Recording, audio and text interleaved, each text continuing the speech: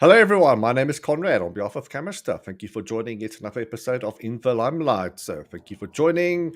If you are watching now, do drop your name and where you're from in the comment section so I know who we are talking to tonight. So, if you're watching, drop your name, where you're from in the comment section, and I'll say hello as we go along. But tonight we're going to talk to Deejay Busang. He's going to join us in a wee moment. But as always, if you have any questions to ask Deejay at any time, I'll pop them in the live, and he'll answer it as we go along. So, without further ado, let's bring in Deejay. Hello there. How are you doing, Deejay? Hey, how's it, man? I'm doing good. I'm What have you also, been busy with?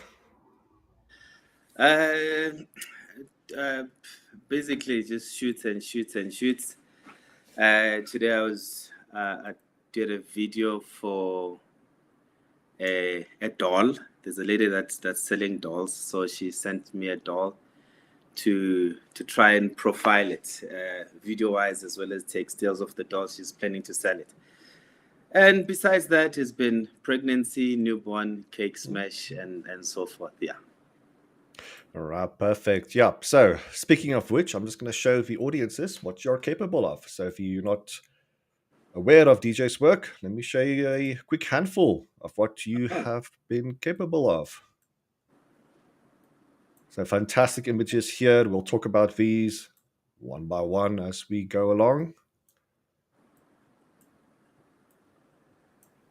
But yeah, before we go on, I'm going to have some questions to ask you. So, you ready? Yeah, shoot, I'm good. All right, perfect. So, tell us, how did you get into photography? What were the early steps? What propelled you into the world of professional photography? Well, I started taking pictures using a cell phone, and that's years and years ago. And then in 2012, that's when I then decided to actually buy myself a camera because I thought that photography was about megapixels and bigger camera and things like that.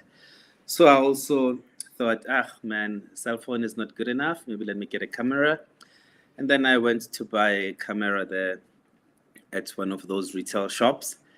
And I started using it. And I realized that photography is not really about camera. There's something beyond what the camera can see.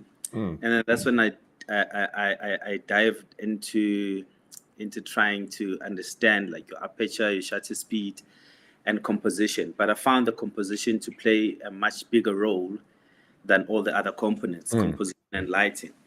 And then there's a guy called Carl Taylor who was running online courses. So I bought into one of his courses, and then I studied those, and then I kept shooting and shooting and shooting until one day I realized that, man, you know what? I'm really enjoying this thing. Yeah. So I started photography in 2012. 2012. Okay. Do you want to tell us what your first round of equipment was back then? So, first camera, first lighting, and in comparison to what you have today. So, what was the biggest upgrade? What made a world of difference? But before we get there, first round of equipment. You want to tell us what that was? Yeah, I had a Canon. Was it Canon 600D?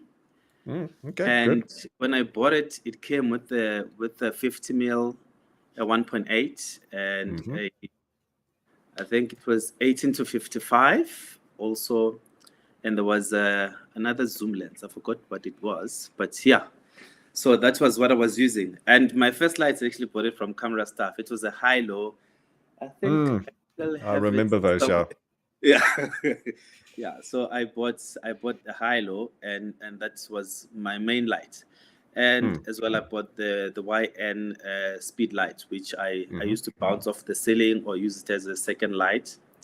But then I was shooting. My studio was my living room in the place that I was renting out. Yeah. All right. So you mentioned the 51.8. I think that's a very good lens to start off with. So being the fixed focus lens, it's not as convenient as the multi-zoom lens. So it kind of teaches you to move your feet and to get into good positions. And as you mentioned, composition is very important. Anyone listening, if you haven't bought your first camera with lenses yet, a 50mm 1.8 is definitely a good choice. You also mentioned shooting in your living room. So what was Yeah. that like, and where are you shooting now? Right now, I've created a studio at my Mm. place, which is I think it's big enough, and yeah. So then I had to move the couch and a lot of furnitures Mm. just to plug in my PVC, so that I can do the shoot once I'm done with the shoot, and then it becomes a living room again. I actually know a few of my friends that still do that, and it Mm. works. It works. It's not actually a matter of having the biggest space. It's a matter of knowing what to use or how to use what you have. Like, for instance, if I go now to do shoots at like when I do newborn, I go into the client's places.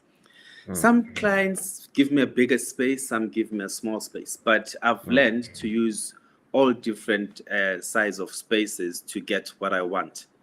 So it's about basically using Mm. what you have access to at the moment. Yeah. No, that's very good advice and a good approach as well. Yeah. To make use what you're given. So gear that you use now, so camera, and also on topic, lighting that you use in confined smaller spaces, stuff that you need to pack up and assemble quite Mm. quickly. Do you want to tell us what you have at the moment? Hey, in terms of the gear, yeah, currently, my photo camera is the Sony A7 III. Mm. In studio, I use the Sony A7 III as well as the Sigma 24-70 f2.8. And when I do portraits, like corporate portraits, I use the same Sony A7 III, but the lens that I use a Sony 100 millimeter STF. It's an f2.8. So that's what I use for portraits, for when I do corporates. And then when I do newborns, because newborns, I have to be very interacting with the baby. So I need to be as Mm. close as possible to the baby. So when I do newborn, I use the Sony 35 mil. It is a 1.8, yeah. Sony 35 mil, Makes 1.8. sense.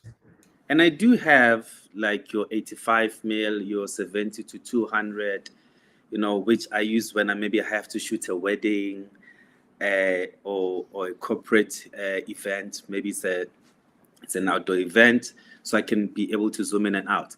And then for video, I use the Sony A7S III for video. Yeah. And then Yeah, perfect. in terms of lighting, I got a bunch of Godox lighting. I got 200. What's the name of this one? There's one I'm using now to light myself with. I forgot the name, but I got it from you guys.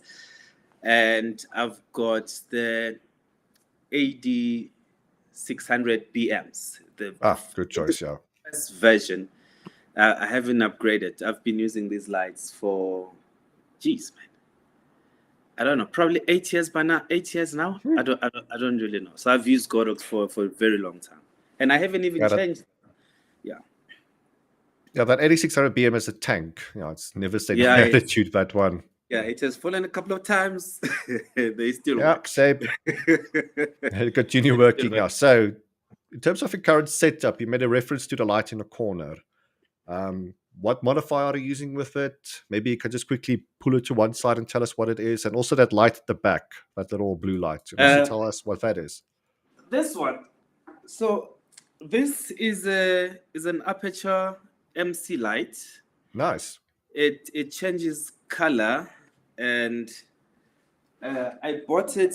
I bought it way back before. Godox has now something similar to this, Mm. the RGB light. And then here for my rim, I'm using the. It's a Godox light as well. I've just got it Nice. plugged in here. So it's also an RGB light. This I borrowed from a friend months ago. So I was just reminding him that, hey, dude, Mm. we need to meet up so you can get your light here. But this I borrow from a friend, but the MC one is mine. And then in terms of what's lighting me now, it's a VLC, it's a Godox VLC 150, Okay. and yeah, I'm using a 120 octobox on it. These new That's ones, looking the very ones that good. you collapse easily. Mm. Yeah, but I do have other soft boxes that I use depending on what I'm shooting, and like I've got that the strips. I've got two of those, both Godox, different sizes, which I use as rim lights when I Hmm. do like photo shoots. Yeah. Now that folding softbox is nice. I remember during the pandemic, I had to shoot in my living room as well, and you just have a bigger appreciation for stuff that can fold away and pack away quite easily. It's one Yeah. thing having Yeah. a big studio and you can just throw everything in a corner when you're not using it, but if you're working in confined spaces where you need to move couches all the time, having Yeah. lightweight equipment that can be easily assembled and disassembled, it's fantastic to use. Yeah. Like my favorites, like when I go do newborns, for instance, I Mm. still carry the 8200. Just gives it's very tiny, gives me enough light, fits perfectly in my bag. So using that for my newborns, because when I shoot newborns, I don't need a lot of lighting. I Yeah. just need, yeah. So it's very easy to use and portable. Sounds like a good combo. It's what I have as well, 8600 BM and the 8200. It's a good Yeah, tag team. Mm. yeah, yeah. It's very good. All right. I got a couple of questions here from the audience. So if you Hmm. don't Let's mind, see. Yeah, we yeah, spoke about this. I appreciate your work. You have not been updating your YouTube. So we spoke about TikTok yeah. before Just the join live it. interview here. So maybe if you want to keep in touch with what DJ is doing, sign up to his TikTok instead. Yeah, currently, I've you I did upload a few videos on YouTube. Uh, but I'm not sure. Maybe I'm too much of a perfectionist. I had to ensure that every single thing is in order. But with TikTok, I found that I can just record quickly with my phone and just Mm. post it there without looking at, is my lighting perfect? Is my sound good? Is my angle? So YouTube is a bit demanding, but I am going to upload. There's quite a few videos that I've done, especially the newborn and pregnancy, which I haven't uploaded because of time. Sometimes, hey, social media it's gets quite busy. Yeah, it Gets does. quite Yeah. busy. Yeah, yeah. And I think it's a nice follow up. Do you offer any tutorials, though? Yeah, so back then I used to offer classes. So I'll do a workshop whereby I'll get like 20, 30 photographers. We go to a certain venue. I run a workshop. We do the basics. We do the outdoor shooting. We do studio setup. I'll teach everything. And then we have the practicals whereby I'll have the models, makeup artists, and then we just shoot, shoot, shoot. And then I attend to those guys individually. But when COVID hit, I stopped because obviously we couldn't do much. But Mm. now what I found to be much more valuable is if I do a one-on-one session, I get to understand what the person wants to do with photography. Do you want to Mm. shoot weddings? Then I teach you how to do weddings. If you want to do newborns, I teach you what you need to get into the field. So I do now one-on-ones, which I found them to be much more interactive and more fruitful than teaching just a group of people, because some will act like they understand only to realize that they don't understand. So with one-on-ones, it's a bit much nicer to interact with an individual. Yeah. I quite like that. So trying to understand the person that you're working with. So you don't want Yes, to create a mini me version of yourself. You actually want the student to flourish in their own way. Yeah, that's definitely. admirable. So maybe if you want to touch on that a little bit more in terms of mentorship, what do you think makes a great mentor? And from the student's point of view, like what does a student need to do to get mentorship? Not from you in particular, just out there, how to grab a mentor. Yeah, it's the drive, you know. Mm, It's like when I, for instance, when I was shooting, that's when I came across Steve Works, you know, Steve Casting. mm, I saw his photos and like, this guy shoots really nice photos of models and things like that. So I can use part of his knowledge, but not to be him, to use that mm, knowledge to be me. You know, mm. hence people will Absolutely, yeah. ask, yeah, people will ask like, Steve is your mentor. You go with him to almost all his shoots, but you shoot pregnancy, he's shooting models.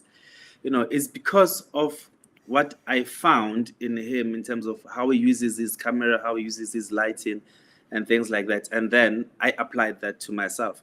So when someone is looking for a mentor, don't look for a mentor that you want to be. You know, look Mm, for someone that has got that one part of element that you want to improve.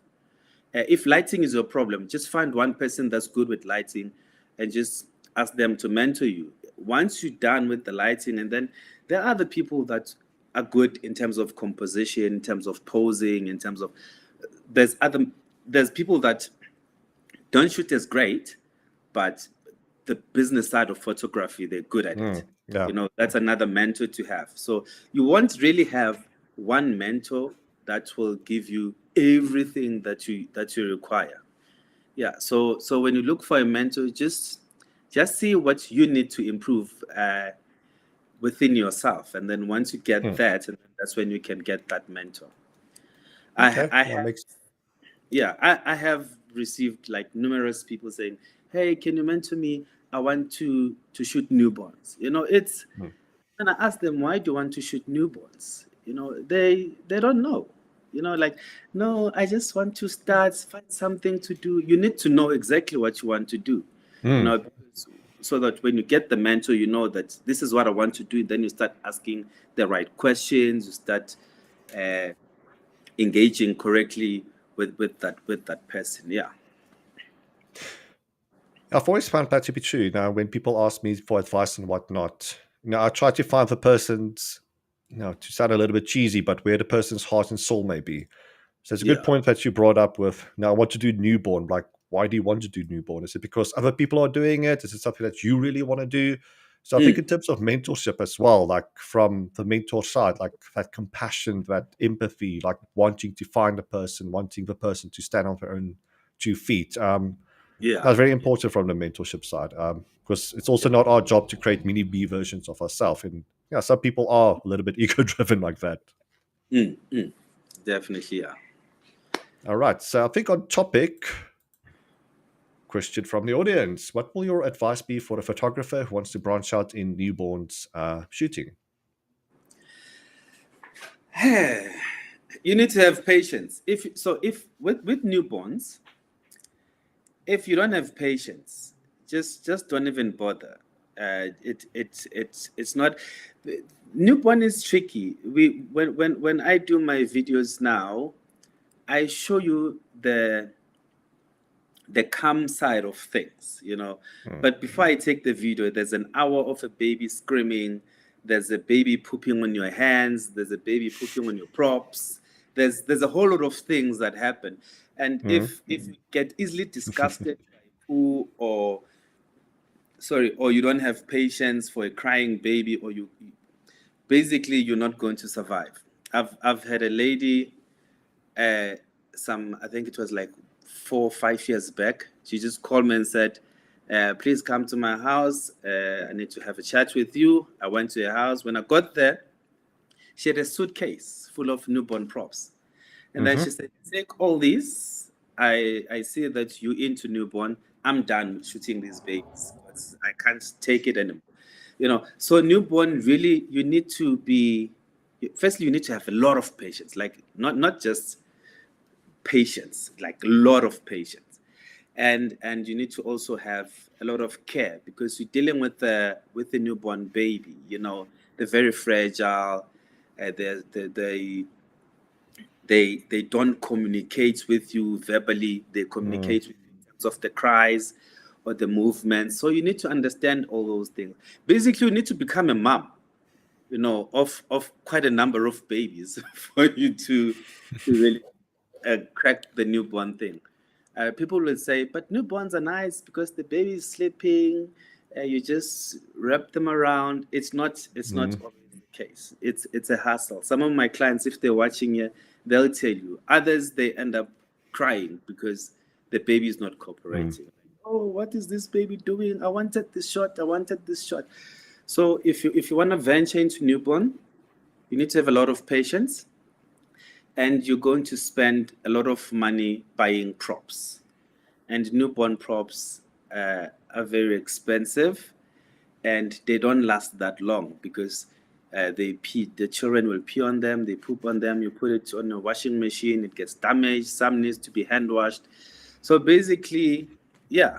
For me, in terms of how I started with newborn, I didn't decide to do a newborn shoot. So my brother had his first, his second born baby, and I was already trying photography then. And then I said, Ahmed, let me take your baby some pictures. And as I was taking the pictures, I saw the struggle, but I just said, I think in that shoot, I got only one good image, and I spent like 4 hours, you know and then I posted that image on social media, and the next thing I received a booking for a newborn shoot. Hmm. And I Nice. went, I did a newborn shoot, and I posted, and another newborn shoot came along, you know and then I realized then that, okay, I'm starting to do quite a number of newborns. And then that's when I started to read more about newborns, you know uh, understanding how the baby behaves, the stages of the baby, and so forth and so forth. What can I do? What can't I do with the newborn?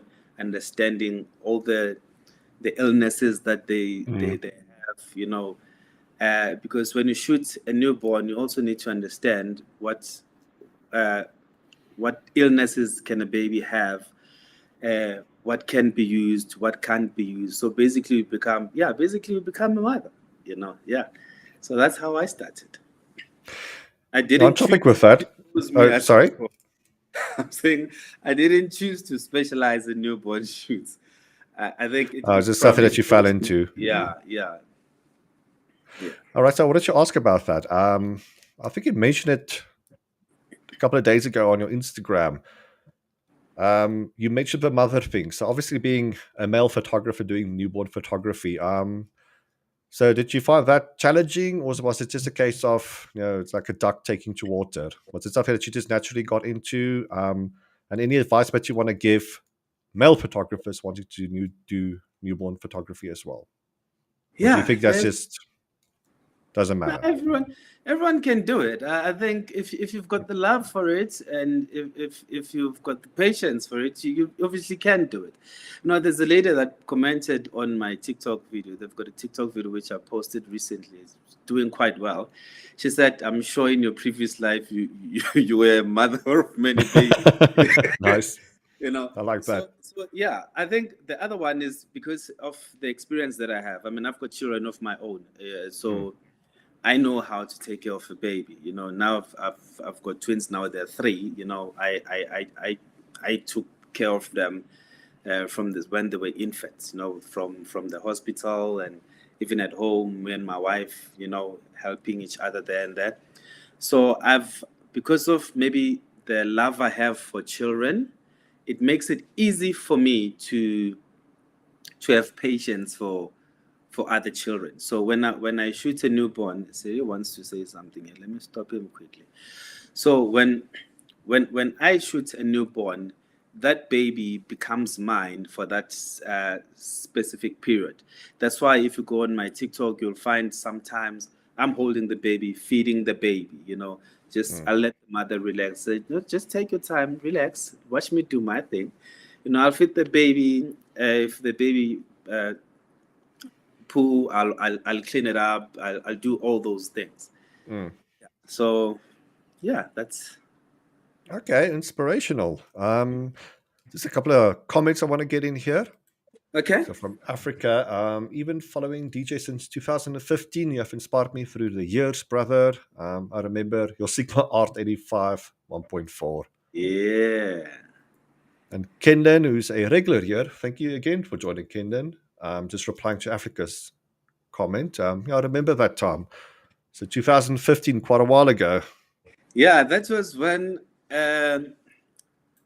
bouquet was the thing. You know, when Sigma released the 85 Sigma Art, I was still shooting Canon then.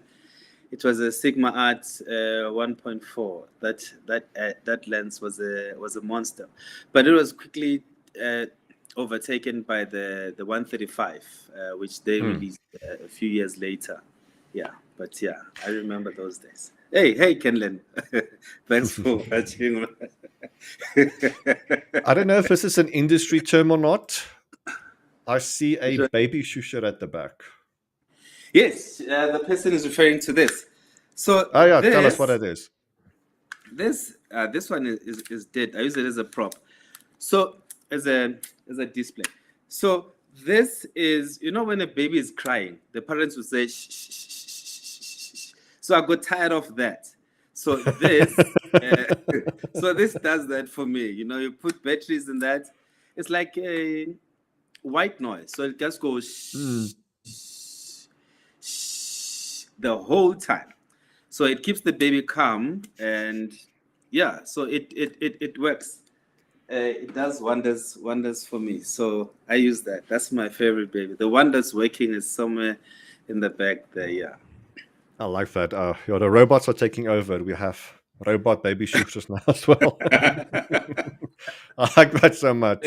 All Yeah. right, so more comments. I'm afraid of newborn photography, though I want to try it, but I feel like I'll break a baby. Oh, shame. Yeah, it's some good points that you made in terms of delicacy and Yeah. I mean, the process to get into. But I don't know if you have anything else to add to that.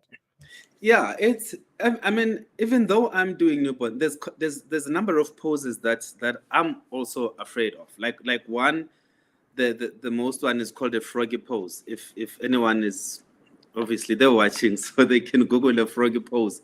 That's where the legs of a baby will be like this next to the head. Mhm. Hey, yeah. If I couldn't do that pose with my own babies, I'm not going to do it with anyone else's baby. You know, so I don't do that pose. I'm very scared of it. I know it's safe, but I'm very reluctant.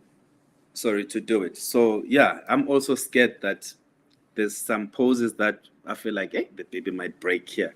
You know, that's why some of the pictures, which is very important, which other people don't realize, some of the pictures that you see of a baby posing, like even some where the baby is posing like this, you know, sometimes it could be one picture, sometimes it's like two or three pictures put together. So I'll take the hands like this, and then someone is holding the head, and then I'll take again, someone is holding the hands, you know. So some of the pictures are composite. There's this thing we call composite. So it's a couple of pictures put together into one picture. So that's why when you want to do a certain pose, you need to try and figure out if is this actually one picture or they made it look like it's one picture. Yeah, because what I normally tell my clients is that I know I'm going to get nice pictures for your baby, but your baby's safety comes first. So if you want poses that will put your baby's safety in danger, I'm not playing that route. So it's for me, it's always safety first before the picture. So that's what I believe that everyone that wants to start doing newborn shoots must consider that the safety of the baby is much more important than the picture you're trying to get. All right. Okay, I see a comment here, and I must admit, I think this is the best compliment a photographer may get. So DJ Busang is amazing. My wife wants to be pregnant because she loves his pregnancy photo shoots that much. I think that's a top 5 compliment. I've never heard something like that. I think that's great. Yeah, It's a good thing. The more people Mm, get pregnant, the happier I get. So of so course, yes. go ahead, make your wife happy. I'm going to try something.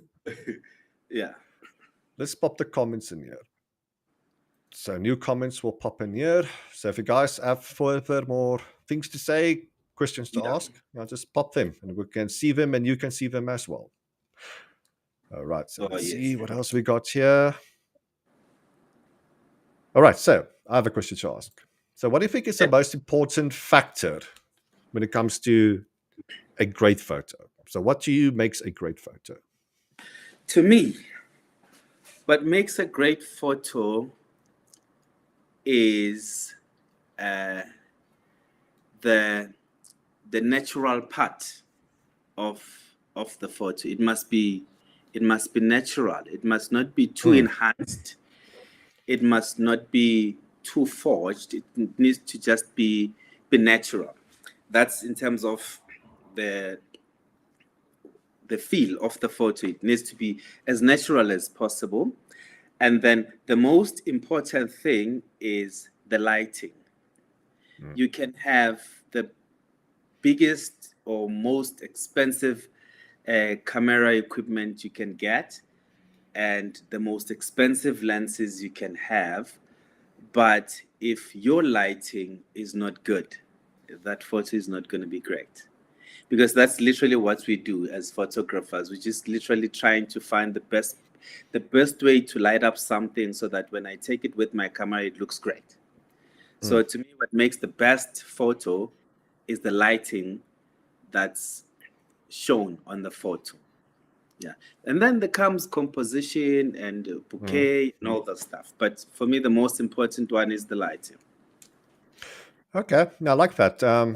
In terms of balancing your lights, I don't know if that's the correct way of putting it, but obviously you Yeah. don't want to overlight a scene, like have too many lights, have things look a little bit too complicated. I Yes. say that because our brains are used to one light source, that being the sun. So it makes Yeah. sense to kind of recreate that simplicity, quote unquote, simplicity in your work as well. So there is a danger of crossing the line in terms of lighting. So it's a nice Yeah. term that you used in terms of getting that natural look. That across the board as well, not only in terms of lighting, but the moment itself, something that doesn't look processed, forced whatsoever. Yeah. That's a good way of putting it, grabbing that natural moment. Yes. Yes. Yes. All right, Okay. another question from me. So from start to finish, what is your process in terms of, let's start off with maternity photography. Maternity. So I always advise the clients that the bigger the belly, the better the shoot. I most of Nice. my clients, yeah, most of my clients, I need them when they're about to give birth.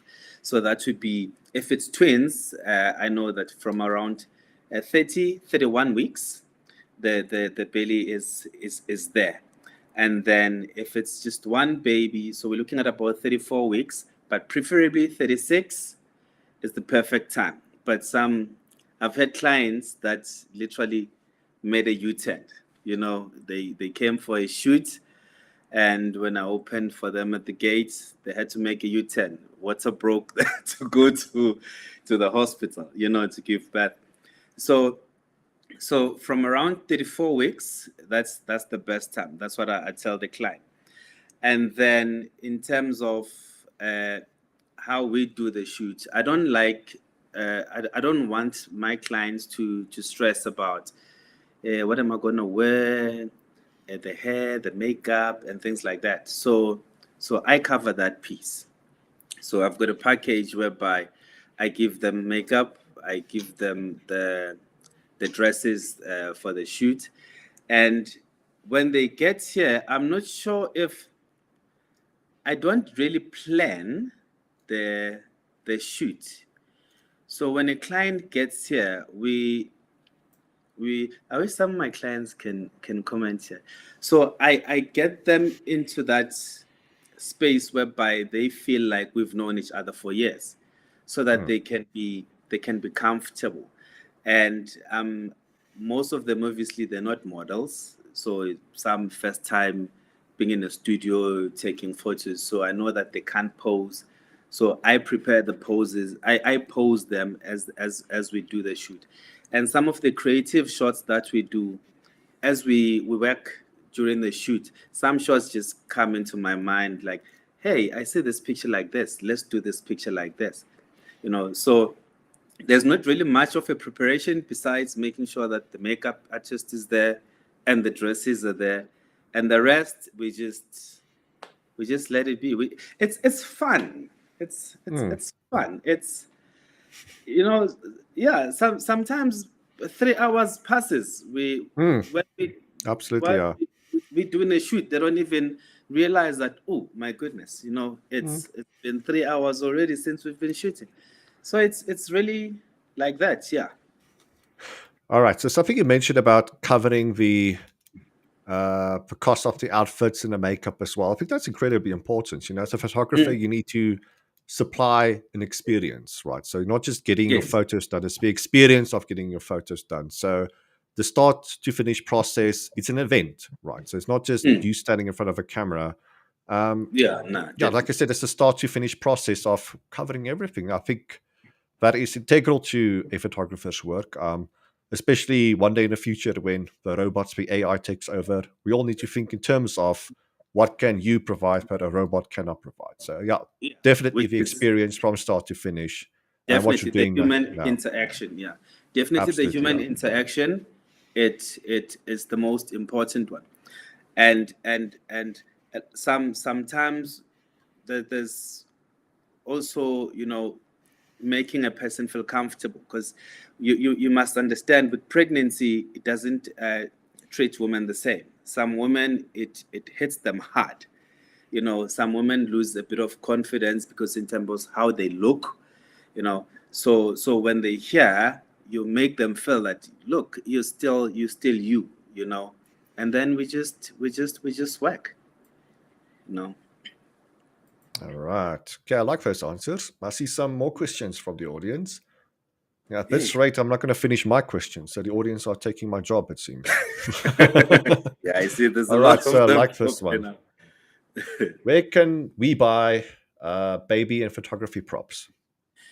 Good question. I get asked this a lot.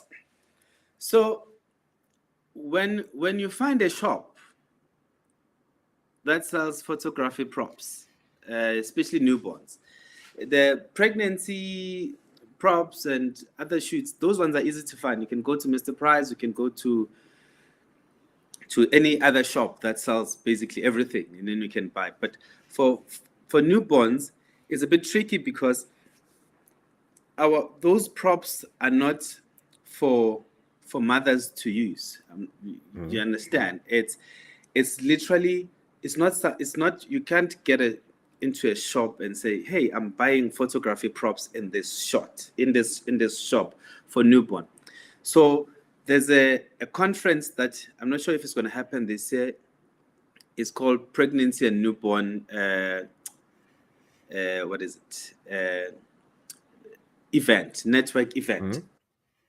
So there, we have different vendors that go there to sell the props. So you'll Mhm. find one lady selling backdrops specifically for newborn photography.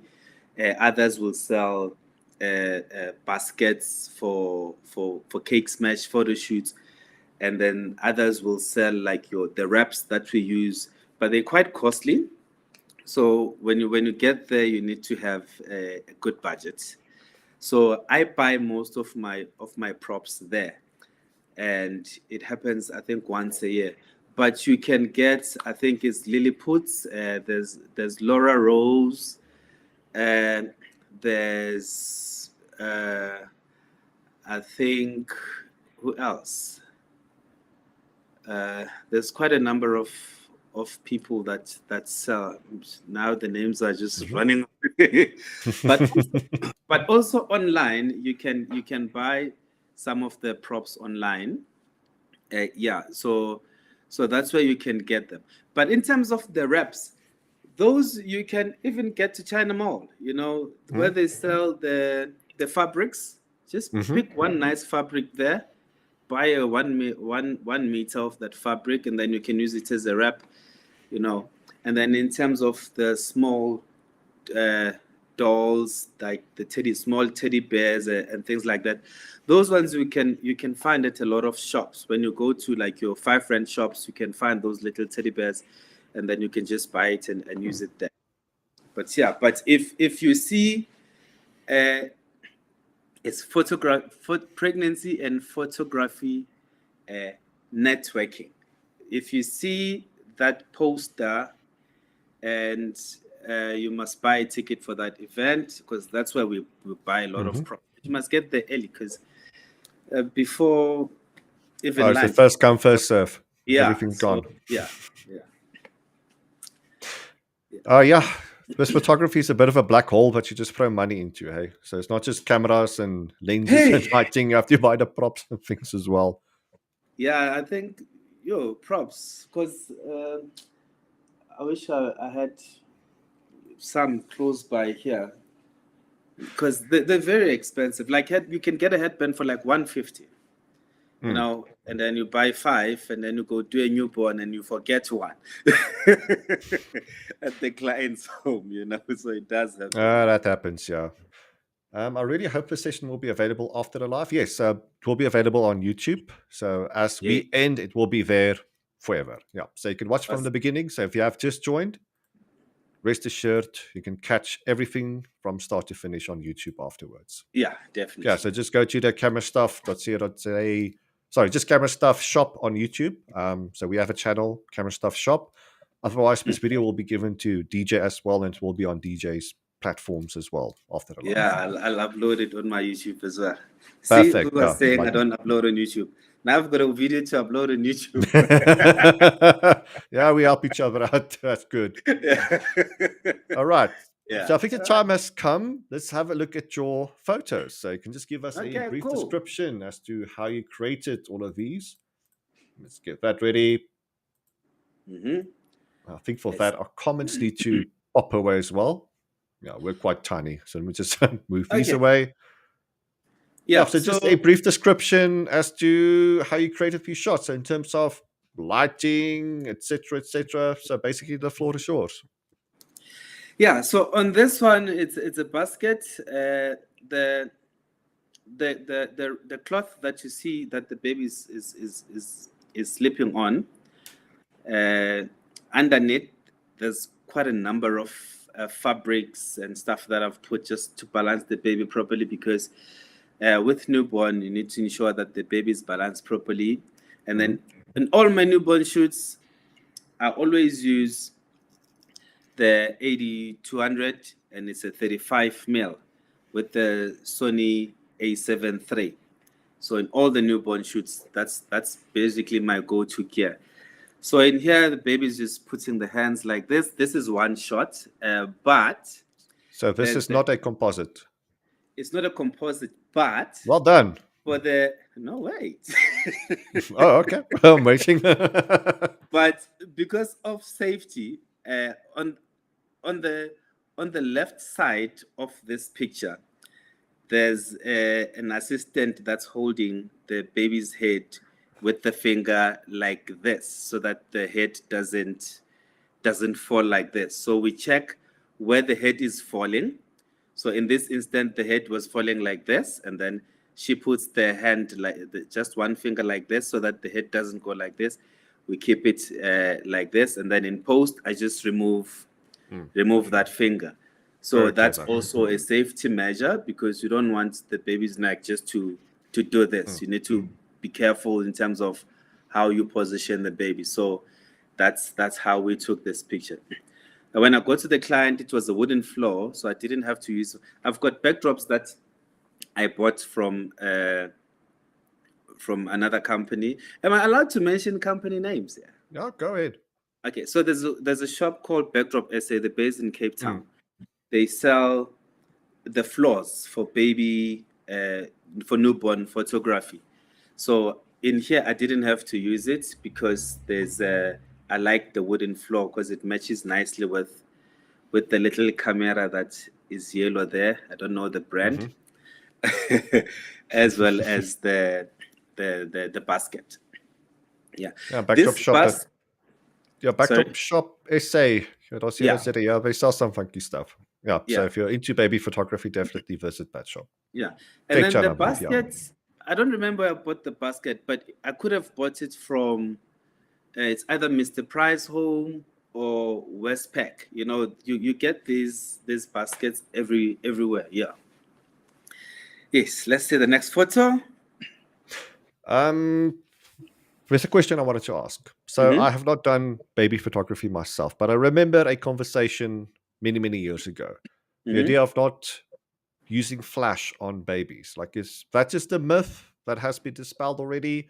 So obviously using the 8200, obviously it's not like a 600-watt strobe that you're using, but gear that you would advise? Is the 8200 fine, or would you rather recommend going for a continuous lighting route? Continuous lighting is fine because it gives you that constant light. So the baby Mm. might believe that maybe it's just the normal light, or you can use the window light. But with the problems that we have in South Africa right now, continuous lighting needs ESCOM to run. And if you're using a battery, the battery won't run that long. So normally the strobes or your video lights, the battery might run for like an hour or 2 hours, and the newborn session might run for more. So it's I don't use continuous lights simply because of that. And the 8200 is not too harsh, considering Mm. that I'll shoot maybe at an ISO of like 200, and then my aperture would be like f2, Mm-hmm. f1.8 times. I hardly get to f2.8. Mostly it's like maybe 2.6 or 2. Or f2 or of 1.8. So it means I'm already getting enough lighting from my camera settings. So the 8200, the reason I love it is because I don't need a lot of lighting. I just need a Mm. tiny bit of lighting. And the way you position the lighting, I'm yet to find a baby that was blinded by light. Good To point. find it, I haven't found. If there's one, I haven't heard of. Yeah, Yeah, I think those were just spooky stories from many, many years ago. But I yeah, assume you're also using a big light modifier. So I see a nice big soft light here. yes. So is it the big umbrella or big softbox? It's a big umbrella. It's the Mm-hmm. one. Is it a 160? What is it? I think it's 165 maybe if it's a Godox one. 165. Yes, I use the 165. Yeah. That The with the cover, collapsible I assume. umbrella. Yeah. So it creates a very nice Mm. natural feel, like you might think it's because when you're using lighting, you try to balance it so that it doesn't look like it's a strobe. You need to Yeah. make, especially when shooting newborns, you need to make it look a bit soft. You don't want it too harsh, Mm-hmm. and you don't want it too soft either. It just needs to be, there has to be that balance, which is a skill that one has to learn, obviously, to Yeah, balance. that's a process in itself. Yeah. So Yeah, it's a learning process. how to balance not only the right amount of light from your flashes, but Yes. balancing that with the ambient light as well. To create that, what I like to call the Goldilocks zone. It's a Yeah. process to learn. It's not something that you just fall into immediately. But yeah, Yeah, yeah, it's a yeah. process, and you will get to it, and eventually become second nature. Yeah, I mean, I learn every day. Every newborn shoot I Hmm. do, I learn something that I was not aware of based on the challenges that we get. Yeah. All right. Next photo. So into maternity shots here. Yes. So on the, I think, yeah, only the one on the left where the lady is doing like this Yeah. with the hand. That's my recent one. That one Very is nice. the lady is standing on a white chair to make it tall, and then I shot from the bottom up. So I didn't shoot straight. I shot from the bottom up to exaggerate the flow of the dress at the bottom there. And it's two lighting. One light is a rim light with a grid at the back on her, okay, on the picture's left hand side, and then on the picture's right hand side, it's the 165 with an 80 600 BM. So that's one. This is not a dress. It's not a dress. It's a Not a cloth. dress. No. It's Okay. a cloth. So what we do is we The take a secrets are cloth. coming out here. Sorry. The secrets are coming out here. Yeah, we take a cloth and then we style it to look like a dress. So most of the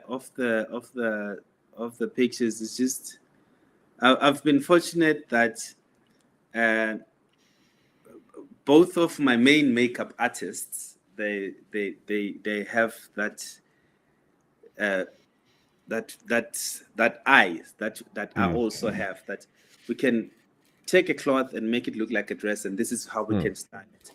So yeah, so that's that.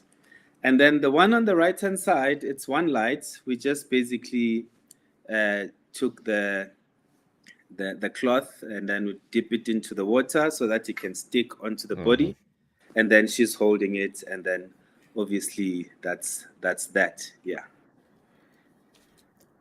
Two questions. Number one, I assume paper backdrops. And second question, I see some reflection going on. So how did you create that reflection at the bottom? Okay, definitely paper backdrop. Paper backdrop simply because they don't reflect light, and they're easy to use. You know, so it's both paper backdrops. The thing on at the bottom there is called a perspex.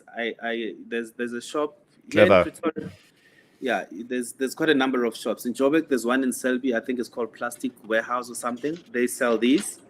So you just buy a perspex, put it on the floor, and then the client just stands there. It automatically creates the reflection for you. You don't have to go in Photoshop and uh, duplicate the picture, change the layout. It's basically just put the, and it also saves the paper, because you know when you're shooting with paper, especially on the picture on the right hand side, because that cloth is wet. If I didn't have the perspex, my paper was going to be wet, and then I was going to have to cut it. So it means every time I'm doing a similar shot, I have to cut my paper. So when I'm having perspex, I can just clean it up. So that's what I Makes use sense. for as well. Yeah. Now the papers are lovely to use. You know, it's doesn't reflect, and it's a nice solid backdrop. I know that may sound silly, but it doesn't wrinkle and crease unless you force it, obviously. Our Yeah. paper definitely in terms of photography is the best. No, my personal it's the experience best. at least is the best to use. Yeah. Yeah. Clever trick with the perspex as well. Does it not create a line that you need to clone out? Yeah, that's where Photoshop comes in. Okay, well, simple answer. Yeah, I like There is that. a line. That's where photo, because obviously in these pictures you're gonna have to take it to Photoshop to clean up the skin anyway. So you might as well just remove that line. Of course, yeah. Yeah, definitely. Yeah, I like that.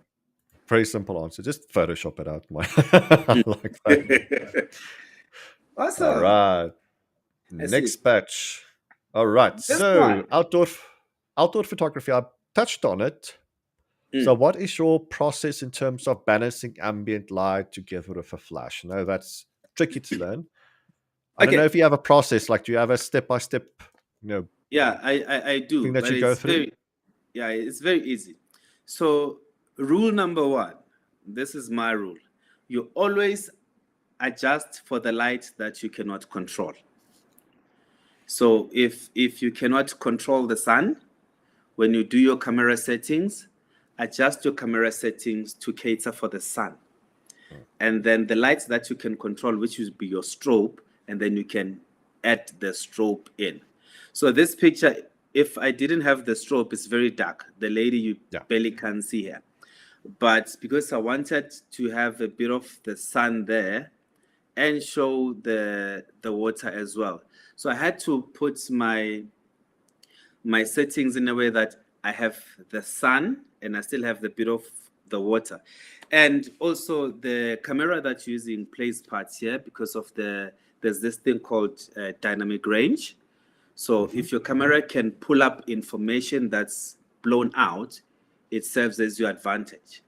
If your camera can't, then it becomes a bit of more of, now you have to try harder in terms of doing that adjustment. So the Sony, this one is, I think it's 2018. It's very old, but the dynamic range is superb. So, and this one I adjusted for the sun. In the actual shots that's not edited, the sun is not even that visible. But because I understand the dynamic range of the camera, Mhm. I had to adjust for both. So my number one rule is that you set up for the lighting that you cannot control first, and then you can add the lights that you can control. Here it was not a sunset shot. It was very early in the morning. We went by, I think someone says it's Palito. Yeah. So we went Palito here in Devon. It's Palito in Devon, yeah. We were there and we shot very early in the morning. Yeah. Okay. And So the obviously, process is. Oh, sorry. Go ahead. yeah, the process is adjust for the light that you cannot control first, and then add the lights that you can control. So that's Perfect. Yeah. also because this is where the 8200 won't work. This is when, because I know some people might ask, Okay. can you use Interesting. an Go on. 8200 here? 8200 won't work here. This is when the 600 BM works wonders because of the power that it has. Yeah. So basically, you need a strobe here that is. No, it sounds silly to say every time I say it out loud, but you need a strobe that is more powerful than the sun, comparatively speaking. So the Yeah. 8600 BM does a good job here. Yeah, definitely. Yeah. Yeah, so it's an interesting comparison: 8200 versus 600 BM. So definitely for the outside shots, BM the 600 watt does a very spectacular job in Yeah. trying to overpower the sunlight, especially when it's well, obviously typically South African weather. If you're in Europe somewhere and it's just cloudy all the time, that's fantastic. But here, Yeah. you're gonna need Yeah. something a little bit brighter, yeah. Yeah. Yeah. You need to fight the African sun. Yeah. I don't know if there's something else you want to say about this image before we move on. No, it's fine. Well, Okay. obviously, patience as well, because when you're shooting this shot, you need to figure out, you need to find the right time to shoot. When the water comes, they mess up the pose and the dress. It goes back and then it comes again. So you constantly try. So I think maybe we had like 3 or 4 shots. There is one shot of this session whereby of this series whereby the lady was covered in water, just to show that we had, yeah. All right. Absolutely loving this show, guys. I love baby photography when I started, but was very skeptical if it was for men or strictly ladies. And after I came across Deejay, I knew I could do it. He really inspired me. Oh, thank you, Nathan. Yeah, that's a very nice compliment. Yeah, it's a nice one. These are the ones that you frame and stick on your Facebook reviews. Yes.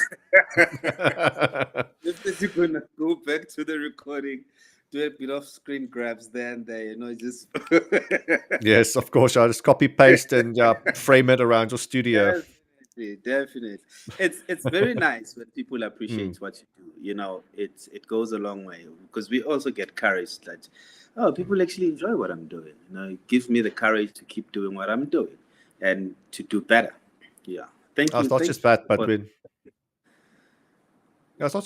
when people say it's I think a very good point there made in terms of male photographers not stereotypically inclined to do newborn photography, but you get a comment like that saying that you have inspired people in that regard. I Yeah, think that's it's a double compliment. yeah, I actually posted on my latest video on TikTok, and I think I posted it on Facebook as well. I said, I think I'm the only male that does newborn as like specialize in newborn photography in South Africa, or could be in Africa. I don't know. I don't know. I'm yet to find someone else who's a male that do it. So Well, yeah. definitely doing a good job inspiring people. Yeah. So I think because of your good work, the info and the great photos that you put out there, I think a lot of people are going to follow. Yeah, so we need more male photographers to join the newborn world. Just to show that we also have a soft side I as like men. that. Yeah. So maybe practice on, I don't know, watermelon first and then get into the actual babies. Yeah, definitely. Don't just rock up to a client and say, "Bring me your baby, let me take a All right.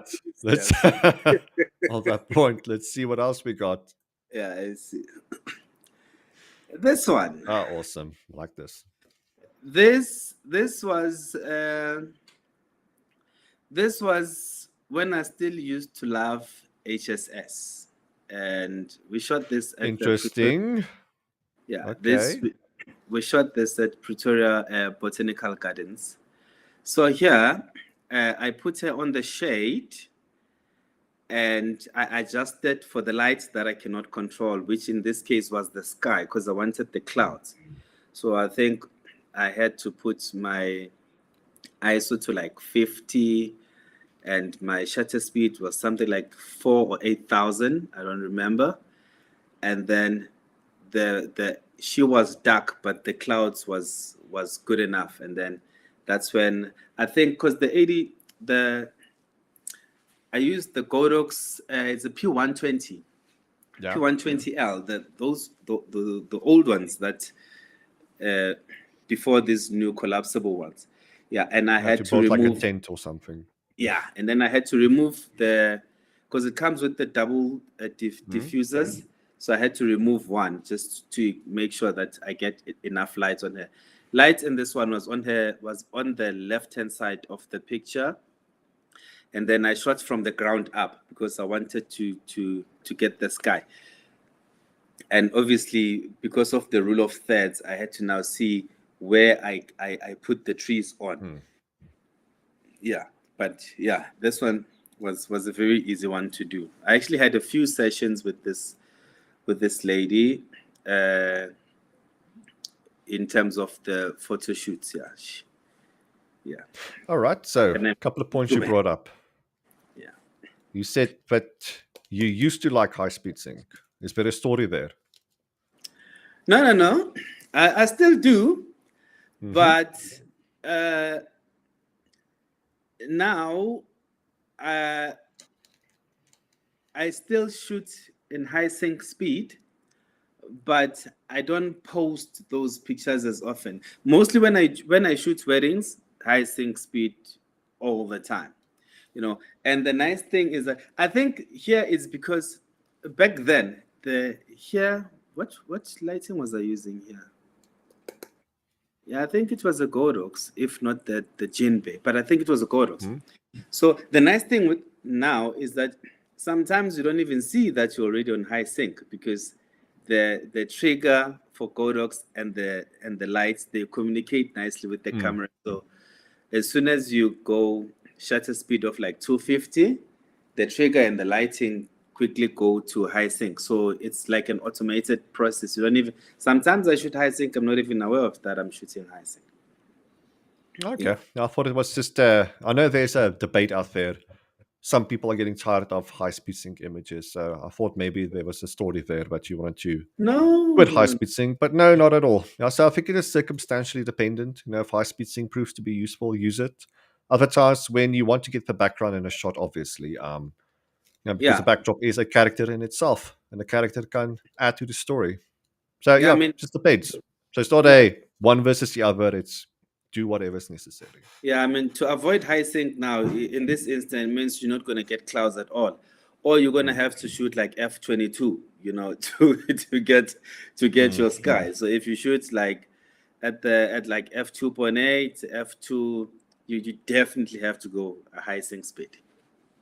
Okay, all good. Awesome. Let's see what else we got. This composite. So there's the balloons obviously are not there. It's Photoshop. Hmm. In this one, so there's two ways to do this shot. You can do it the safe way, or you can take a risk and literally let the client hang. So in my studio, I've got hooks at the top here, Interesting. whereby I can put the cloth and let the client hang, literally like that.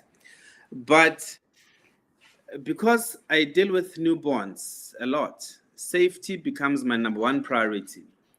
So what I do in this one, I make it a composite. So she will Hmm. act she's floating whilst we've got all these things that are balancing her, and then I just remove them in post, and then just at the balloons. Then, yeah, it's one of the this picture. Hey, it's one of the most demanded pictures. All right. Well, that's good then. It's So, what did you literally ask? So, this is literally suspending from the ceiling, or was this shot no. This one, horizontally and just flipped? no. This she's lying like that, but she's obviously lying on the chair. Okay. So this is a composite. For me, this is a composite. This is two pictures put together besides the balloons. So I firstly take the cloth part, and then I take the head later on, because when we're balancing her, we're holding her. Okay. Yeah. So this is a Interesting. composite. Now, so this was part of a sequence of Yeah. Now images where things hang from the ceiling. So the next 3 or 4 shots, we have this stuff is hanging not a from the ceiling. So yeah, this one is not a composite. This one is a swing that I hang on my ceiling, and it's very safe. This one is very safe. So she's literally swinging. There's no anything that I have to remove. It's exactly as it is. The flowers are real. She's real. The dress is real. Everything is real on this one. Yeah. So. all right, and I see that pink paper backdrop as well. So very popular choice. Paper, yeah. Yeah, that's good. I like this pink because it blends nicely with the flowers, as well as the dress. And I left a few flowers at the bottom there just to give it that real feel, so that someone can feel that it's real. So I didn't do like literally like removing of stuff in this shot. It's an easy one, this one. Actually, this swing, I also use it when I'm bored. So it's dual purpose. I like that. Yeah, you need to have. So if you're waiting for a client or client's getting makeup done, you can just jump on a swing yourself and keep yourself busy. I like that. I need a swing now. And my children love it, so they love it so much. Yeah. I'll talk to the boss. Let's see if we can get a CameraStuff swing so we can sell to studios. Trust me. Yeah. All right. So another from the ceiling suspension, I think. No, this is not a ceiling suspension. This is a composite Good. as well. So tell me how it was done. So she's sitting on the chair, but this shot is very difficult. You know, the hang shot, the one before with the balloons, is not that difficult for the client. It's just a lot of work. This one is difficult to have her balancing like this. So this is the first lady that when I did the shot with her, she nailed it big time. And now I had to keep up with the standard. And because she was very flexible, you know, in terms of when I told her how we can do this shoot. But this is, it's one shot. I just had to remove a few stuff around. Yeah. Okay, interesting. Yeah. So, and it's lighting as well. So where she's looking at the light. And then there's another light on the right-hand side of the picture, which obviously you can see that rim light there. Yeah. Now, I see this lighting plan in most of your photos. So it's the key light to one side. I'm assuming that's big softbox, and obviously the strip box to the side as the rim light. Yeah. Do you use a fill-in light, a third light? It depends. It depends. So when I run my sessions, the one-on-ones, I'll start by teaching someone in terms of how to use one light, and then later on, then I show them why you would need a second light, and then we add the second light, and then later on I'll show them why you would need a third light. So it depends on the pose and the feel that I want from the picture. But most of my shots, newborn is one light, pregnancy most of the time is 2 lights, but I do have pregnancy photos whereby I'd use like 4 lights, for instance. It just depends on what I'm trying to get, the image that, or the lighting that I want to see in the picture. So lighting I add as I go. Yeah. All right, perfect. I love this one. All right. So we got to this picture. I was looking forward to this one. So, floor is yours. Yeah. So this one, I just wanted to show the the strength of the father saying, "I've got you." Like, this is my baby. I've got you. Put when you put it. Most of the time, this is where the muscles are.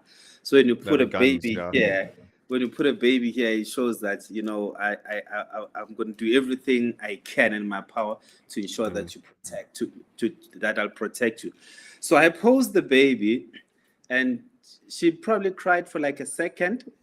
That's when she was pushing, and then the wee came out, and then the poo just, and then that's when I grabbed the shot. These That's shots, a I good shot, wish this. I wish I had this on video. There's another one. There's the latest one as well that trended nicely, whereby it's a family whereby the baby did the same thing. I actually enjoyed these ones because they're real.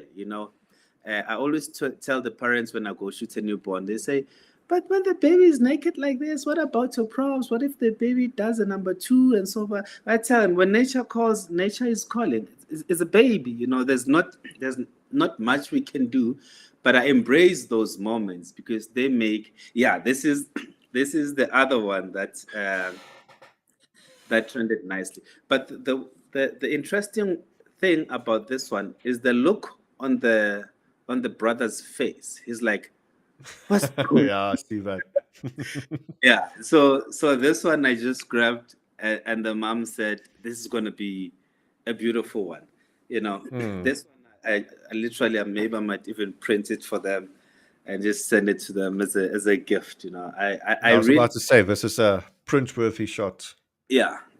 This one and the one before, I really love this because it's those instant moments. When you do a shoot, those moments that are nice that you didn't expect. They make it worth the while. So like, oh man, I'm glad I'm doing this. I'm glad I'm experiencing this. Yeah, and for the fact that she's balancing with the hand. Okay, I'm not surprised about that one because I do it myself when I do shoots as well. But it was nice just to see it happening. So yeah, this All one was right. also at their home. Yeah, yeah. So, but in this one, I had a backdrop though. It All right, was the at their backdrop. home. Yeah, it was at their home, but I had the. You guys don't sell that velvet anymore, ne? The The velvet, no, black they were velvet. difficult to store. They were problematic. Yeah, because I They're nice still. backdrops, but well, it's difficult to store, Yeah, yeah. yeah. So in this one, I took that velvet to their home, Hmm. because I enjoy it. It creates such a beautiful black, Mm. So yeah. So that's that with that picture. It's actually a All nice right, picture. That's what perfect. what Okay, print. so this one is a copy. Let's get to the last one. Yeah. All This right. one, yeah. The backdrop here is from Backdrop Shop SA. So it's Yeah. two. It's two backdrops. There's one on the floor, and there's one that if the guys that are watching can go into my Facebook. There's a video that I posted. You'll see a lady at the back holding the the other backdrop like this, and the other one is on the floor. And the teddy bears, obviously, I bought them from the conference for newborn and Yeah. photography. Yeah, and this pose is basically the go-to pose, but not every child. It's tricky, this pose. There's quite a. It took I me can probably. imagine, yeah. It took me probably uh, maybe 3 years to realize Okay. the tricks of this pose, which I'm not going to reveal. Ah, okay. Okay. So there's things that every, like you will do this pose and think you've got it right, but there's things in this pose in terms of how you position the baby Mm. that makes the pose to be perfect. If you're not looking carefully, if you're just looking away, you might think it's an easy pose. It's a very difficult pose to do, and not all the babies agree to this pose, by the way. Yeah. Okay, so keeping some secrets. So how can people get the secrets out of you? Yeah, that's why I run one-on-one workshops, you know. Okay. One-on-one workshops, a cup of coffee. All right. Yeah. All right. So that's the end of our slideshow. Let me Awesome. that out. All right. So I have 3 or 4 more questions from our side. And obviously the people still watching, we still have a big crowd. Yeah, In there's fact, let's bring the quite crowd in. a lot of questions. I've tried this one and well. All right. So yeah. So if you have questions to ask people out there in Facebook land and YouTube land and elsewhere in land as well, please do drop them in the comment section. Yeah. So until we get there, I want to ask you, how do you keep your work fresh and innovative? I'm never comfortable. So Good point. I'm never. I don't think I'll ever get to a point whereby I say I've nailed this picture. You know, for all the pictures that I have, even if it can get 10,000 likes, 5 likes, or 25,000 likes, there's still that thing that I want to change in it. So the pictures that I put out there are pictures that are good for that day. And then after that picture, I try to improve on it. So I'm never comfortable. I haven't been in a space whereby I can say that, no, I'm really, really good at what I do. You know, that's for people to say. But as for me, I still try to find a way to perfect a picture. So that's how I keep being innovative. That's why I keep trying my best to ensure that. So every single shoot that I do, I try to come up with something I've never done before. It might be the same pose. I might just change lighting, or I might just change the way the hands are in the picture. You know, because when you're taking a photo, if I'm like this is a pose. But once I stretch my fingers like this, it's a completely different pose altogether. I just need to figure out, is this better than this? You know, so that's how I look at my work. I don't look at the picture as it is. I look at my pictures as in components. Like, if she closed her eyes just a little bit, the picture would have been much more nicer. You know, that's how I'm looking at my pictures. Even the lighting. What happened to my? Got a problem with your feed? Let me see. Give me a sec. That's fine. Always got the gremlins. What happened to the screen?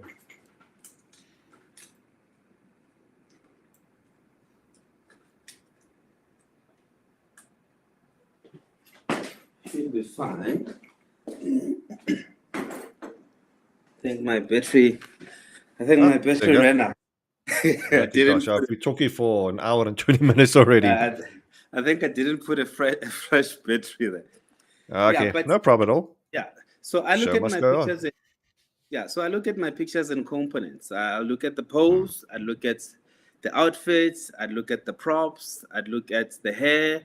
I look at the lighting. So that's how I obviously you see other pictures around, and it's like, so you go like, this is a nice picture, but I can tweak it to be like this, you know, and then that's what I do. Yeah. All right, so complacency is a bad word then.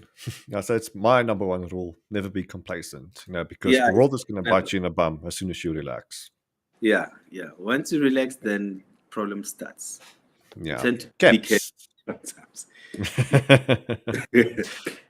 All right. So 2 questions about training. What's the Mhm. cost of one-on-ones from Kenan and from Almin? What newborn training do you do, or did you do, or I am didn't still do. doing? I didn't do. Okay, the one-on-one I charge 3.5. It's a 4-hour session. We do the basics, the camera basics. So most of the time, there's it because it's a one-on-one. It depends on what must be covered. So if someone hasn't done photography before, I always tell them, don't go buy a camera yet. Just come to the session and then in the session I'll give you information that will make you make the best decision in terms of which camera to buy, what lens to use, and so forth. And if person like Kenlin rocks up, we're just gonna look at where he's struggling, because he knows the camera setting, he knows the lighting. Maybe he just needs Kennan's very good at what he does. yeah, maybe just needs a booster or a refresher or whatever that you would be needing, and then we take it from there. So those ones are 3.5. And then in terms of newborn training, I've never done it. I just happened to do it. I think it's a God-given gift. I've never sat in a class whereby they say, today we're teaching you how to shoot a newborn baby. I've never sat in a class. I've never attended even a tutorial or anything like that. What I did was with the reps, in terms of how to rep a baby. That's when I attended I looked at the YouTube videos, like, oh, this is how they do this rep. And then I try it on my next shoot. Or when my children were small, I learned a lot of things through my son, who's now 7, and also my other children, who are now 3. So I've learned a lot with practicing with my own children. Yeah. Why is he saying no sound? Does anybody else struggle with no sound? I can hear you perfectly. Yeah, People I can also hear can me, hear you. maybe. So I think this is Jay, right? Jay, if you can confirm if you're getting sound, if maybe anybody else can tell us if the sound is okay. But yeah, let's go on. Okay, so you may have noticed in the chats, I've dropped Deejay's social links, so Twitter, Instagram, YouTube, Facebook, etc. Perfect job. So do follow Deejay, stay in touch. So in terms of workshops and one-on-ones, etc., you can contact the guy through Instagram, Twitter, whatever. Yeah, so the links are in the comments. So I see the sound is good. That's good news. Okay, thank you, guys. Yeah. All right. So I got a question. It's my first question ever for me personally. It's a question to CameraStuff. Do you sell branded photograph clothing? It's in a pipeline. So we are working on designs actually in the last week or so. So it's in a pipeline. So we're going to release that very soon. Okay. So question from me. All right. So how do you ensure that your work meets the expectations of your clients while still staying true to your own artistic vision? So basically the question is your side of things versus your client's side of things. Like, how do you create the Goldilocks? Interesting one. So as I mentioned earlier, that I make a client feel like we've met before, like we've known each other for years. When they get here, got a fridge, offer water, juice, we chat, we play around. So it's not a serious formal environment. But clients do come with pictures that they've seen online. Like, I want to do this one. And then sometimes I do say, okay, this is not really a nice picture. And I tell them, it is a nice picture, but not as nice as I'd like it to be. Can we do it my way? It's not a you photo. It's not your thing. And then I say, can we do it my way? What is it that you like about the picture? No, I like this about the picture. So I focus on what the client would like about the picture and then change it to my way, in terms of how I want to do the picture. And because I also shoot tethered, I don't shoot to the card. I shoot to this computer here at the back. So the client can see already the images before I even edit. And I can read their facial expression. And I constantly ask them, are you happy with this picture? If she's not, we take the picture again until she's happy.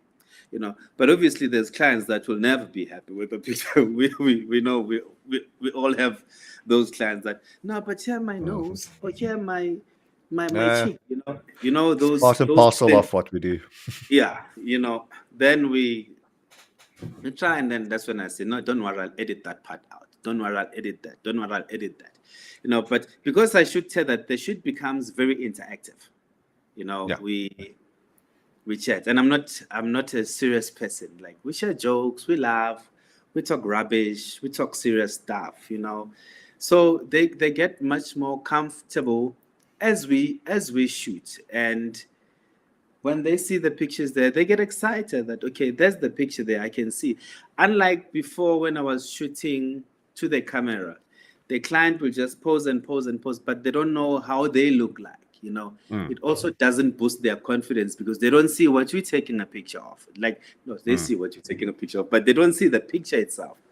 But when they see themselves, after you take a picture, that you can, and it's easy to pinpoint that, this picture, I like it, but we can change this part, we can change this part, can you pose differently, can you move this side, and things like that. So that's how I engage my clients, so that before they even leave here, they know that they've got the pictures that they want.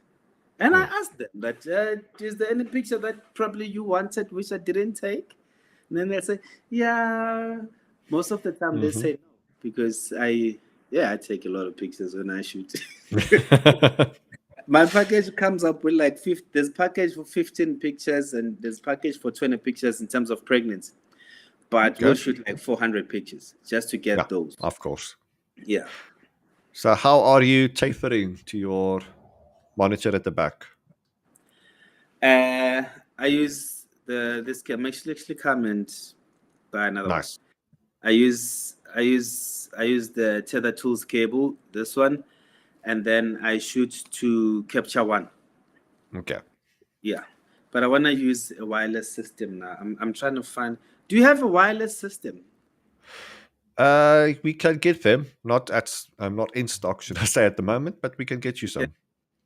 Yeah, and because it limits me in terms of movement. Of course, yeah, it's a 5-meter cable. Yeah, but now I think if I'm wireless, I'll be much more, flexible. Okay. Yeah. Awesome. So that is the tethering cable, so that you connect to your monitor. Yeah.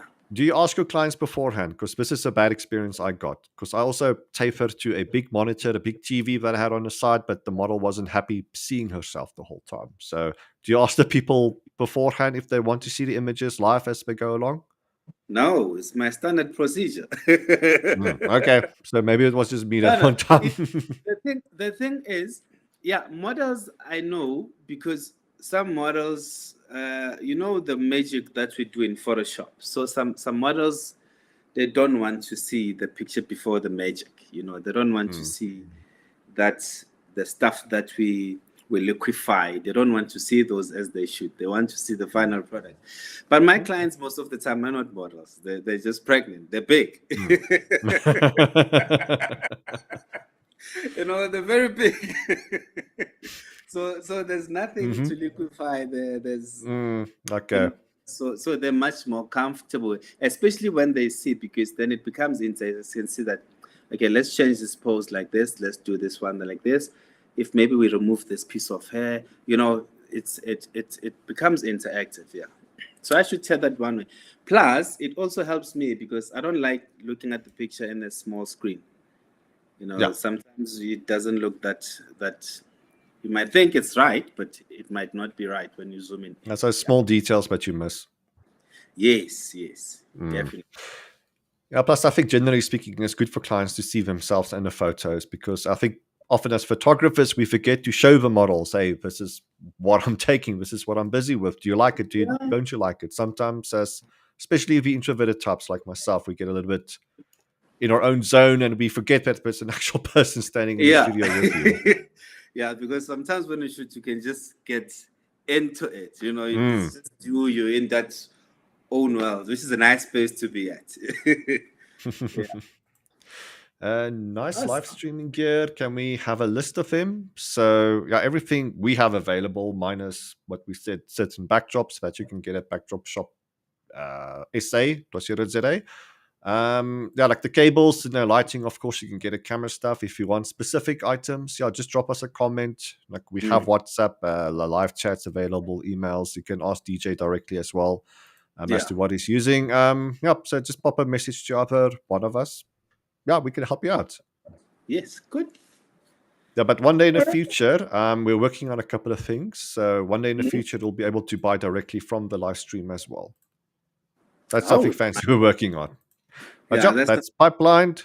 But we're working on that. that's super nice.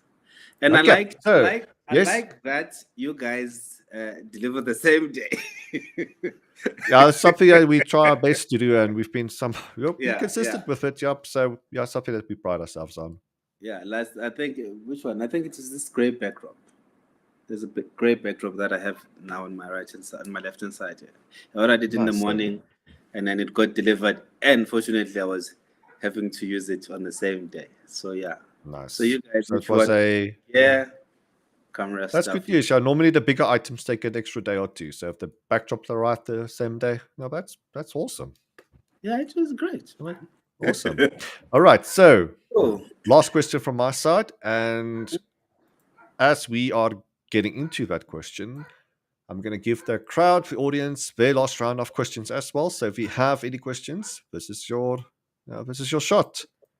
So my question awesome. is, what advice would you give aspiring photographers looking to specialize in what you do? So portraits, families, maternities, newborns.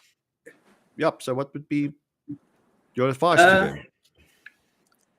yeah, be very understanding, especially when you deal with pregnancy. Uh, some pregnant women have got that what is it? That attitude, you know. You're dealing with hormones. You're dealing with hormones, you know. So some will come grumpy, and it's your job to make them smile and look beautiful. Some will Hmm. come very happy. So you don't need to be hard-headed, man. You need to make a client feel like they're at home. You know, make them feel comfortable. Make them don't make them feel like it's business. You know, Yes. them feel like it's fun. It's some. That's why I think. Sorry, I think that's why most of my clients come back. You know, sometimes I get clients that book me for something that I think, hey, why are you booking that? You know, like they'll book one photo, for instance, you know, but they'll pay for an entire package, you know, because of probably the way I make them feel when they're in studio. Mm. So have a nice personality. Besides your photos, you know, I know people will take really good photos, but the feedback is not that great. You know, like he takes good pictures or she takes good pictures, but hey, the Hmm. attitude and so don't have that. Yeah. Don't be I know better. Don't be Mm. you can't tell me what to do. I know what I'm Mm. doing. Don't be that guy or don't be that lady. You know, just be human. Just Yeah. be friendly, understanding, and with newborn you just need patience and a lot of care, and you don't have to rush things. You know newborn it's a Mm. very sensitive shoots. One of this the most difficult shoots that I do because it's very sensitive. And also I lost Batteries. my no, and my battery is not charging. What's going on here? One sec. No worries.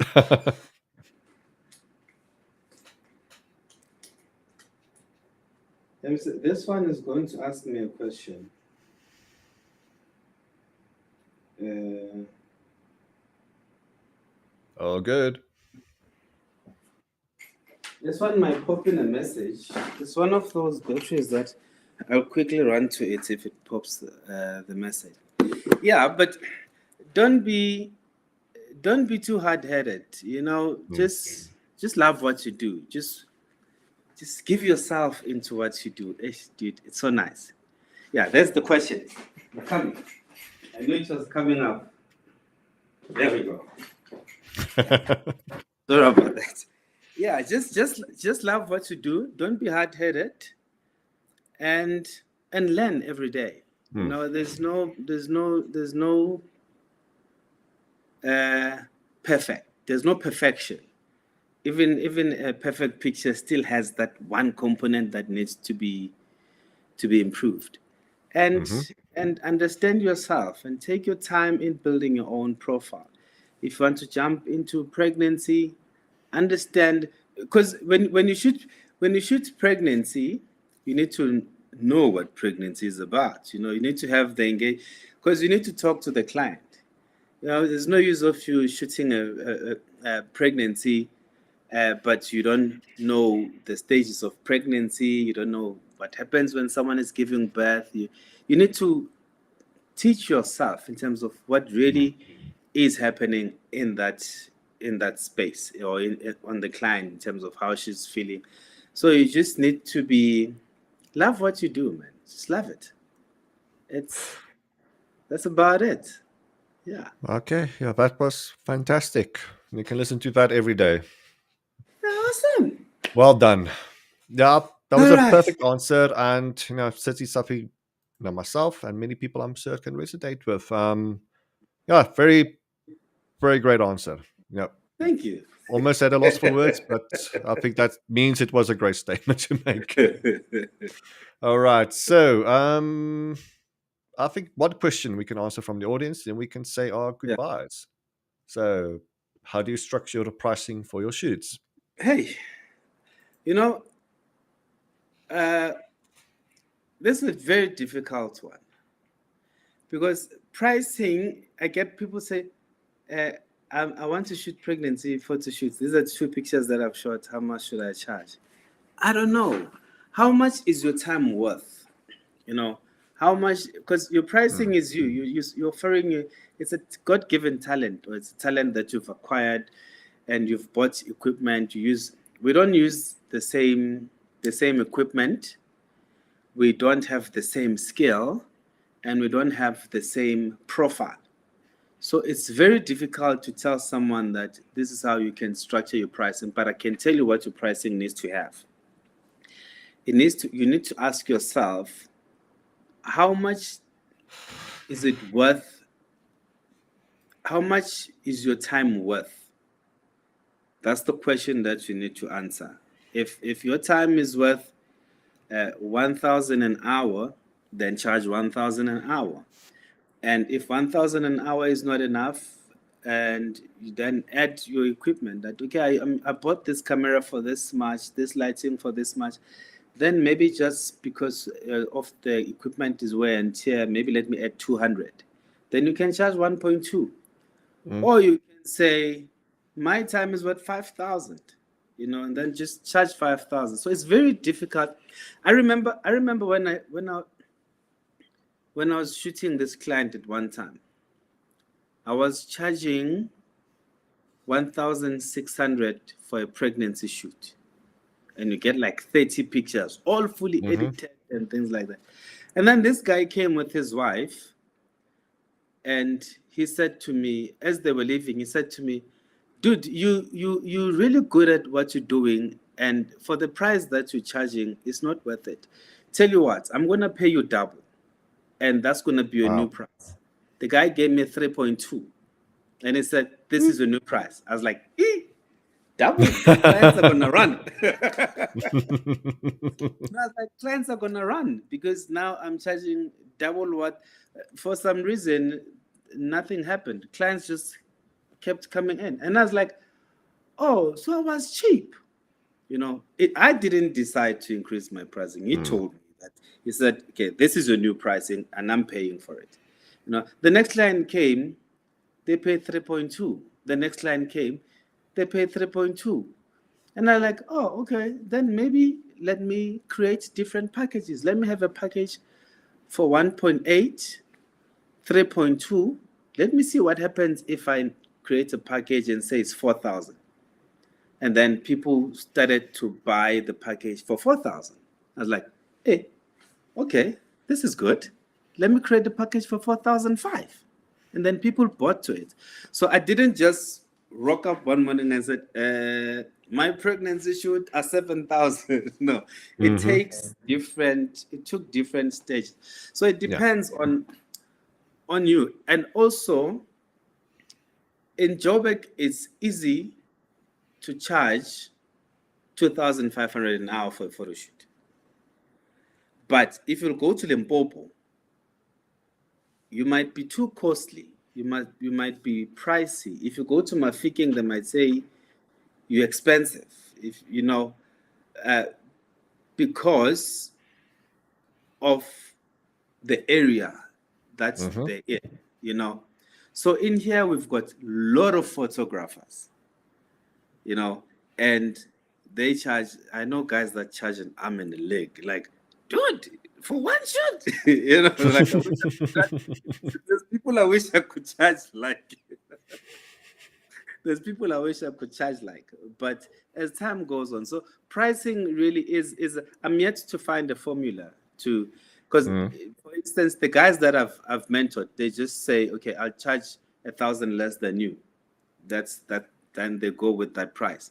You know, some guys say, hey, why now you're not increasing your pricing? I want to increase my price now. I think I deserve to charge a bit more. So if you put a price and people buy into your price, then you're worth probably more than what you've put the price. Probably more than the price we have put. And yeah, and remember, we're not pricing our services for everyone. We're Yeah. pricing for a certain market. Yes. So my market is comfortable with the pricing that I have. But someone else's market might not be comfortable with my price. They might think I'm expensive. Some guys Mm-hmm. might think, Busang is too cheap. I want someone that charges more than him. You know, so yeah, pricing is tricky. Yeah, that last bit was very important. Find your Mm. market and dominate that space. Yes. DJ, thank you so much. I Thank think you, man. listening to you, I think you encapsulate that photography is not only about lighting, camera, and Yeah. composition, etc. It's also about what you express in abundance. Is that of compassion and empathy, and a softer side as well, and that Yes, truly dear. reflects in your works. And it is incredibly inspirational. As I said, myself a loss for words at some point. Yeah, so it's Uh, awesome listening to you. Your advice, really hit the nail on the head, and Thank you, man. a lot for people to learn. Yeah, so not just about camera gear, lighting, and whatnot.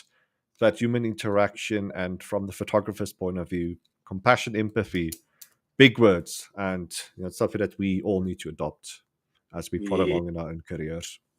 yeah, So definitely. yeah, thank you so much, DJ. It was a very Awesome. fantastic interview. Thank you, man. That's going to be it from my side. So I don't know if you have any shout outs, maybe people that you want to say thank you to. Hey, yo, thank you to everyone that is watching. I don't want to pinpoint the names because I mean I know a whole lot of photographers. You know, know a whole lot of people that say, "Yeah, I'm going to be watching." So if I start mentioning names, uh, they might say You you may forgot. forget one or two, yeah. Yeah. So thank you to everyone that has been watching. Mm. Thank you to everyone that has been sending messages and comments, and thank you to all my clients and the clients that are to come Mm. for the support. Let's have fun and come just have an experience, you know, of how beautiful and interesting a photo shoot is. And yeah, All right. Yeah, that's a perfect ending and a perfect thing to cap off with. So thank you. that's it going to be it from our side. So thank you to everybody joining tonight. That's going to be it from us. So from Conrad, myself, on behalf of CameraStuff and DJ, we bid you good night and a pleasant night further. So cheerios.